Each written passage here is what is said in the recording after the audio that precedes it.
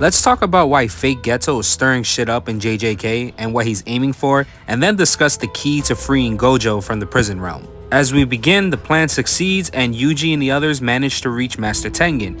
Curious, Tsukumo asks Tengen why he sealed off the Star Corridor tombs in the first place. Tengen responds explaining that he was uncertain whether the people present were allied with Kenjaku. Who the fuck is Kenjaku? Well, that's the official name for the person who was known as the Sorcerer, formerly Noritoshi Kamo, and the person who is currently inhabiting Geto's body. So no need to call him fake Geto anymore, this is Kenjaku. Shortly afterwards, Yuji cuts into this conversation asking Tengen why he looks like that. Yuji, you can't just cut in like that, that's so fucking rude. Shout out to Randy Troy cause that was savage! Tengen explains that despite his immortality, he's still vulnerable to aging, and after 500 years, Yuji would also look like him. And I love how he didn't get offended in the slightest and instead responds with a joke of his own. It makes me feel more relaxed and at ease with Tengen as a character, at least for his introduction. His current appearance is the result of the tragedy of failing to merge with the Star Plasma vessel, after that bastard Toji shot Riko in the head. I still can't believe that happened, but at the same time, still can't hate Toji because he's so fucking cool. RIP to Riko though. Anyways, Toji prevented the two from merging, and this outcome led to Tengen aging at an accelerated rate and experiencing a decline in self-awareness. Megami cuts in, now seeking the answers the group initially came for. He asks Tengen about any knowledge regarding Kenjaku's goals and how to free Gojo. Before Tengen agrees to share that information, he's like, alright, hold up. He forces a condition on everyone here, addressing Yuta, Tsukumo, and Chozo specifically. He states that 2 out of the 3 individuals he just named must remain with him and serve as his guards. He then begins to explain Kenjaku's objective, stating that Kenjaku's current goal is to force the evolution of all human beings across Japan. Having prior knowledge of this information, Megami asks about Kenjaku's intentions, specifically questioning why Kenjaku didn't utilize Tengen's barrier during the Shibuya incident to transform everyone in Japan into sorcerers. And that would be because Kenjaku doesn't possess the necessary cursed energy for such a feat yet.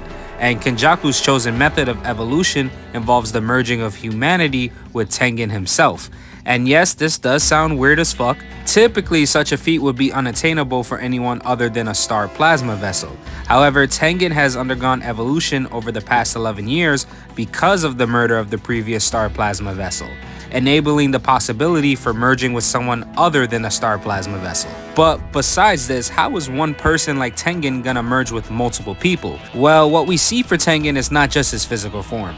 He's actually everywhere, meaning around Yuji and everyone else, claiming to be the world itself. When a person merges with Tengen, they become something beyond a sorcerer, transforming into this new being that exists but doesn't exist. And I know I'm in a small minority that reads fairy tale, but hearing Tengen talk about this concept reminds me of that dragon god Viernus, whose body is also a concept but is also very real. But I won't bore you with fairy tale details. For Tengen, his barrier technique allows him to preserve his current form and self-control even after evolving. But when it comes for humanity, it's a different shitty situation. If even one person loses control, it would lead to the world's end, because without boundaries between individuals, evil would spread rapidly and the impurity of millions would spell doom, not just for Tokyo, but for the entire world. So in a blink of an eye, you would have over 100 million people evil just like that. And you may ask yourself, if merging would result in such a catastrophe, why doesn't Tengen just decline to merge and prevent all of this? The issue with that is, now that he's evolved, he's more of a cursed spirit than a human, which makes him vulnerable to cursed spirit manipulation. And what does Kenjaku fully possess now that they're the host of Geto's body? Yeah, and that Kenjaku is a beast, so this shit can go bad very fast. In fact, because of how good he is, he might be capable of seizing Tengen upon their first meeting. This is why Tengen insisted that 2 people among Yuta, Chozo, and Sumiki stay with him as his personal guards. Probably because they're all special grades. It would explain why he only mentioned those 3 without including Yuji or Megami as options. But Tengen goes to the extent of labeling Kenjaku as the second most powerful barrier user, after himself of course. Okay, so why is all of this happening now for Kenjaku? He stopped the merger with the Star Plasma vessel, forced Tengen's evolution, and aims to consume and control through curse manipulation.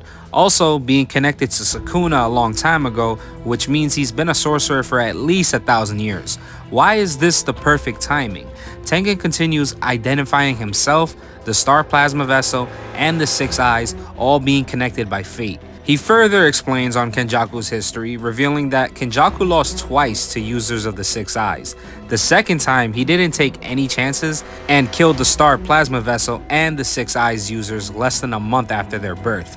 But on the day of the merging, the Six Eyes and Star Plasma Vessels emerged once again, causing Kenjaku to switch to sealing rather than killing the Six Eyes as his new method, marking this as the beginning of his quest to find the prison realm and follow through with sealing the Six Eyes, as two bearers of the Six Eyes can't appear at once, so he'd be in the clear if they were sealed and wouldn't have to worry about no pesky Six Eyes users fucking up his plans. Now, to execute his own plan, well, he didn't have to do much of it himself when this god of a man Toji appeared and unexpectedly changed the course of things when he intervened, making Kenjaku's job a whole lot easier. Side note, I hope Megami finds out soon who Toji really is in the future. I hope the payoff is worth it. I can't wait. But Toji greatly altered the course of events by killing Riko, preventing her from merging with Tengen, and leading Tengen to evolve into a cursed spirit due to the failure to merge with the Star Plasma Vessel. All for a good payday. It's funny how some things just happens. Shortly after, Geto arrives with curse manipulation, enabling Kenjaku to use curse manipulation on Tengen, fitting all the pieces of the puzzle together perfectly, except for the prison realm, but it was only a matter of time before that fell into his hands too. Regarding the culling game put together by Kenjaku, it serves as a method to finally merge with Tengen. The game utilizes the curse energy of its participants and the boundaries of binding barriers in a ritual aimed at transporting the people of this country to the other side, making the merging achievable. Possibly being this competition to determine the strongest individual to survive and having that potential person merge with Tengen, creating a powerful being, but I'm not too sure and still kind of get confused about this game. I'm still catching up here. Kenjaku has made a specific permanent rule for this culling game. A rule stating that he is not the game master. This means that his death will not end the game and the game will continue until all players are dead or until all players opt out and die, making me very curious on who the actual game master is in this game. In any case, this situation is very unfavorable for many people, especially for Megami, who's determined to ensure the safe escape of his sister Sumiki. The rule also states that any permanent changes to the rules ensures that the ritual can't be interrupted. Yuta speaks and says everyone here must take part in the culling game, and he proposes adding a rule to ensure that Sumiki and others who are unwilling to participate can leave the game without any problems. Now is the moment to decide who's going to stay behind to guard Tengen. Tsukumo and Chozo step forward, with Chozo wanting salvation for his little brothers if Kenjaku shows up, and Tsukumo stating that she still needs to have a conversation with Tengen. Having agreed to stay behind, Tengen provides them with the final and possibly most crucial details they need, the key to freeing Gojo. He presents this cube that is essential for freeing Gojo, which represents the back of the prison realm. It's like a back gate, and when Kenjaku discovered the front prison realm or the front gate, it was located outside Tengen's barrier overseas. So Tengen sealed the rear gate and confirms that Gojo is also sitting inside the rear gate. However, this doesn't mean that they only need to open the rear gate to free Gojo.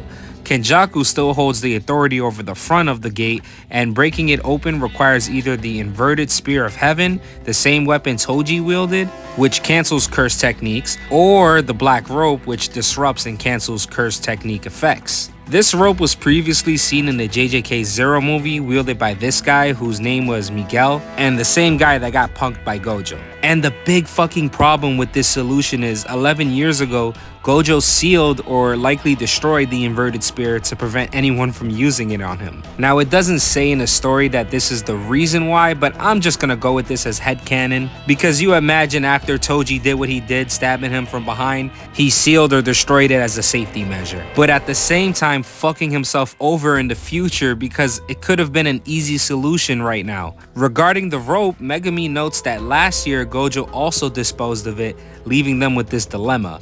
According to Yuta, the reason for his absence from the JJK story for a while was because he traveled to Africa, and with Miguel he searched for a remaining black rope, but their efforts were unsuccessful. Tengen explains that despite these items being out of the picture, there's still one ray of hope. Among all the participants in the culling game is a sorcerer from 1,000 years ago, Hana Korosu, whose curse technique can extinguish any other curse technique, providing a glimpse of hope. And that'll be the end of it for today. Thanks for watching, guys. I really do appreciate you guys watching these JJK video summaries and listening to me slowly walk you through these chapters. Make sure to hit that like and sub button if you enjoyed, and I'll see you guys on the next one.